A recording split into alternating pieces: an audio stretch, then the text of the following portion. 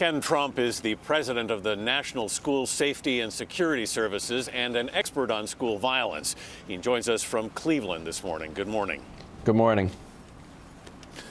Ken, just to start with, as someone who has studied this whole issue, what was your reaction to what you saw yesterday?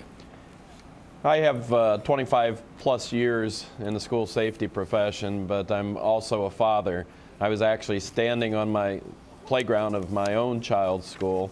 My children are at a school very similar in terms of the age groups, and it's a punch in the gut. It's a situation where every parent across the country is struck, and while we had Columbine and hoped and prayed that we'd seen the worst, I think we saw something just a little bit more worse than Columbine yesterday.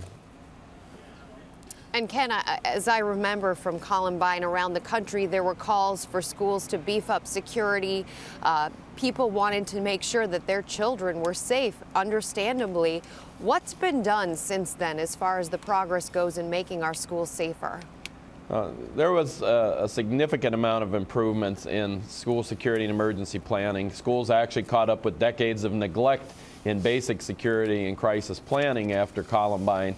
And in the months and years after Columbine incident, we made a great deal of progress, and a lot of that's been ingrained in the culture of the schools. Having crisis plans, having crisis teams, practicing lockdown drills, controlling access to your building, training your staff. In the last few years, 5 or 6 years, we've seen some of that progress stall due to cutbacks in resources, both on prevention, counselors, psychologists, mental health, as well as security personnel, emergency planning and training. There's been an enormous focus on test scores, academics, education reform, budget cuts, and the many other important issues in schools.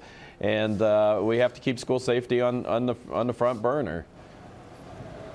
Ken, as the school superintendent here just pointed out, I mean, they've beefed up security here as well. I mean, and then you have an incident like this, and you have to ask yourself, you know, how much more can schools really do? Well, we don't want to teach kindergartners to throw pencils and backpacks at armed intruders, and we don't need a metal detector at every door. I would agree with the Superintendent's Association and say what we really need are not necessarily metal detectors, but mental detectors. We have an enormous number of people with undiagnosed and/or untreated mental health issues in this country. Recently, we've seen the lone wolf actors in theaters, malls, places of worship, and it's unrealistic to think that we may not see that same type of behavior cross in our schools. But one thing I think is critically important is that parents need to send their children to school on Monday morning.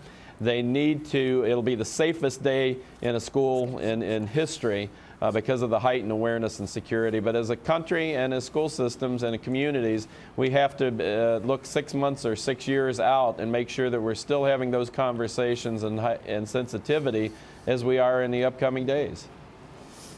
We cannot forget. Ken Trump, thanks, Ken.